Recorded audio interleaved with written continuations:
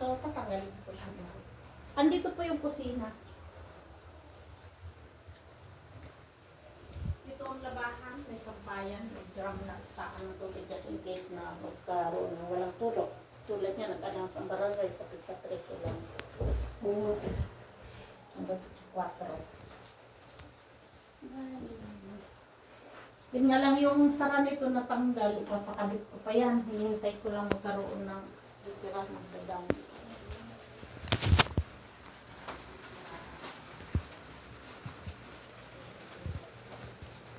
Ang isang double deck. Single double po yun eh. Pwede dito. Pwede rin dito sa side na to. Kasi dati kwarto namin to. Ganyan na yung arrangement. Tapos dito may single dito na bed. Kasi dati may division to dito eh. Kaya hindi dyan kita. Dahil tinanggal lang nung tumira. Dahil dami lang gamit malalaki. Nung huling tumira. Pero pwede naman kung gusto nyo palagyan dito ulit ng division para yung higaan dyan hindi kitang-kita. Pwede na po iharang ang Durabox, diba? Pwede na rin, oo. Durabox, oo. Iharang dyan. Double yung baba nun, single yung taas. Single ang taas, double ang baba. Mga ganyan kalapad ang kakainin. Pwede na. Tapos meron pa doon. Yan baka yung titira. Ang madalas po talaga, 3 lang sila kasi po ako nag-abroad po ako. Tatay Bali- at sa mga anak. Hindi po, wala po kasama. Wala ka asawa. Silang 3 lang po. Mga anak. Opo. Mga babae. Babae, opo. College sila eh. Marikina nag-aaral yung isa sa Pasig. Kaso yung, itaas po kasi yun. Tapos yung, ay magkano po ang tubig dito? Ang tubig ko, P. Ang ilaw, 20. Fix na po yun. Kasi po, tawag dito, ang bayaran namin dun per head eh. Per head. Ginrab ko naman siya kasi parang sumobra naman si kuya na ang binayaran ko na nakarang buwan is 600 per head na sila. Grabe na. Kaya- Meron submeter doon, 50 pesos per cubic meter. Tapos, May per sarili naman kilowatt. po silang di ba? Sa kanya doon nagugulat ako bakit araw-araw mayroon siyang kung ilan yung nakukonsumo ng anak ko. Pwede naman kasi nare-reading naman dyan. Ay, Kung ganon? ilan, oo. Ito yung reader niya. Hindi po nga namin, wala sa amin yung ganyan, nasa kanya lahat eh. Ganun. So, nandun sa kanya. Ito pwede readingin araw-araw yung konsumo. Ayan Hindi naman. sa akin po kasi Tapos sabi ko, nandito yung reader ng tubig. parang sobrang laki naman na yung binayaran kong tubig ko is 1,980 na. Kaya nag-decision ako na sabi ko, Ay, grabe naman yun. Yun nga po. Ito yung metro ng tubig. sige po. Ito bago ito. Kaso nasira ka agad. Kung itong luma ko, andyan pa rin. Okay naman siya. Yan na lang ang kapagamit ko. Yun. Bali, po, tawag dito. Kasi ang po sana namin dun is, November 5. Pero pwede naman ng, November 5 pa. Ang tagal pa. Kasi may 1 month advance, 1 month deposit po kami. Yung sa batas kasi, kung halimbawa katulad niyan, gusto mo nang lumipat, di hanggang November 5 ka pa, di ba? Pwedeng ipasok yung huling buwan mo ng di bali October. Ngayon po, na Ilang- 5. Ilang months ang deposit? 2 months po. 2 months. So ngayong 5 ng October, pwede mo nang gamitin yung 1 month na hindi na ako deposit. magbabayad. Opo. Tapos yung another 1 month na deposit, pwede ipasok doon yung mga bayarin nyo sa kuryente at tubig. Sige, ganun na lang. Yan ang nakalagay sa batas, ha? Kasi Kung po, hindi pumayag ang may-ari, may kontrata ba kayo? Opo. Nagagamitin sa, baka naman ang nakalagay doon sa kontrata is, ang deposit gamitin kapag aalis na. Bilang bilang upa. Hindi, okay lang naman po sa akin, wala namang problema. Basta kausapin mo lang yung may-ari, kamo yung yung aming deposit doon sa na isang 1 month, pwede na po ba ipasok namin yung sa bill ng tubig at saka ilaw? Kung kulang pa yun, idagdagan mo na lang.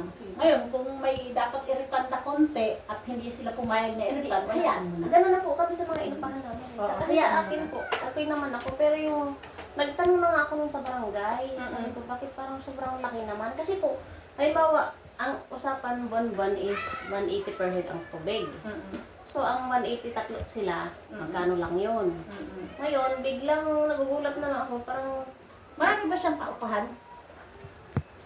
Tatlo po yung taas eh. Ay, pag ganun po talaga, pag marami ang paupahan, mas marami ang gumagamit ng tubig, mas nagmamahal ang rent. Hindi po, ang ginagawa po kasi niya, di ba ngayon magsisingil siya ng para sa buwan na to, 3 ulo.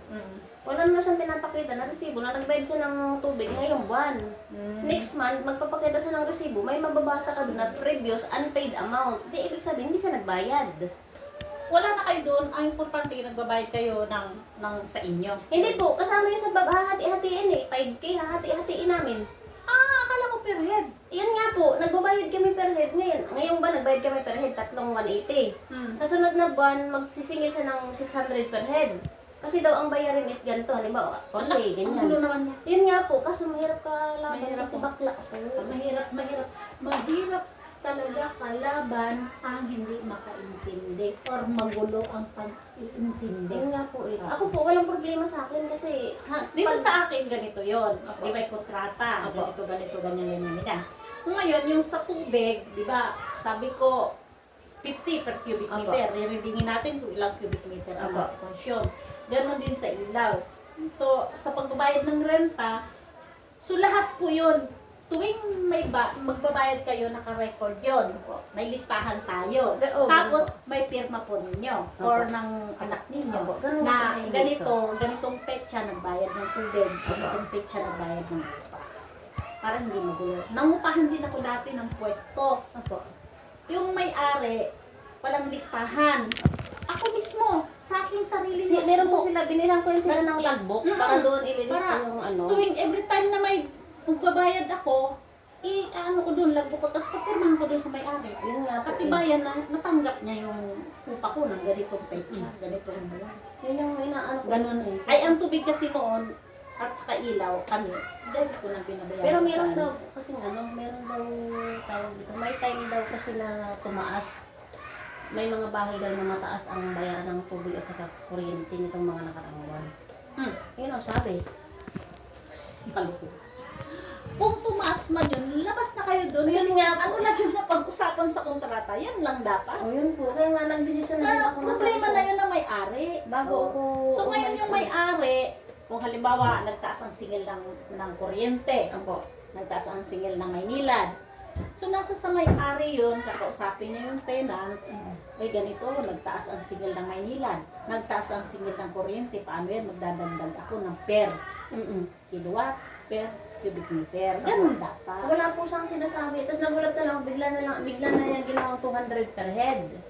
Tapos, ang tubig po. Tapos, ang nangyari pa, syempre, may time naman na yung mga bata, sila, halimbawa, may pasok kasi po sila eh, madalas na uwi ng madaling araw na. Madaling araw. Opo, kasi gani Marikina sila eh. Ba't madaling araw? Pang gabi? Hindi po, may time na panghapon sila, so ang uwi nila gabi na. Gabi na. Ngayon, di halimbawa hindi na itapon yung basura, hindi naman yun kasi yung sa anak ko po, hindi ako nagkukulang yan kakasabi ng ganito ganyan. Tinext ba naman yung anak ko na ayusin daw yung basura kasi pag hindi daw, pati mga gamit nila, itatapon lahat sa kalsada. Eh, nasa abroad po ako, siyempre nagpanik ako, yung anak ko natakot eh. Tinawagan ko, so sabi ko, wag naman po ganon. Sabi ko, pwede mo namang sabihin ng maayos. Tsaka sabi ko, kung hindi ako nagbabayad sa oras, may karapatan kayong mag-ganon. Sabi niya, hindi kasi binawarning ako, hindi naman po ganon ang warning. Ganito yun, speaking of basura, di ba? Di ba may likod doon? Pwede nyo i-segregate yung basura nyo sa sako. No? Wala namang hayop dyan na magkakalkal. Alis lang, may papasukin na yung hayop dyan. Walang hayop dyan na magkakalkal. Segregate nyo dyan yung basura nyo. Ako kasi mano ako sa basura. Halimbawa yung mga plastic na pinaglagyan ng mga nangangamoy, binabadot ko na maigi sa plastic yan. Para hindi nilalangaw, para hindi rin nangangamoy. Tapos yun namang mga, halimbawa, meron kayong mga kanin, Pinapatapon ko yun sila eh. Mga- Madaling araw kami nagtatapon. mga tira-tirang mga pagkain ninyo, pwede nyo ibigay dyan sa mga hayop sa pusa. Or kung mga isda naman, mga langsa, doon sa kanal pwede na ilaglag, kakainin naman yung doon ng mga daga. So, ngayon, yung pagtatapon ng basura, kung wala kayong time, sasabihin nyo lang sa akin, te, meron po kaming basura dito. Kasi meron dito mga nagtatapon ng basura. May nagbayad po sila dati doon yung bata. Oo, bata or wag sa bata hindi kilala. Ako kasi matagal na ako dito, alam ko kung sino yung mga dapat matapon ng basura na hindi kayo lulukuhin. Opo. Na kukunin nila yung bayad tapos hindi naman tinapon. Opo. No. Sasabihin nyo lang, wala kayong time dahil mga busy kayo or pumapasok kayo or ano. pag ano na, sasabihin nyo sa akin, te, may papatapon na po kaming basura. Ilalabas nyo lang dyan.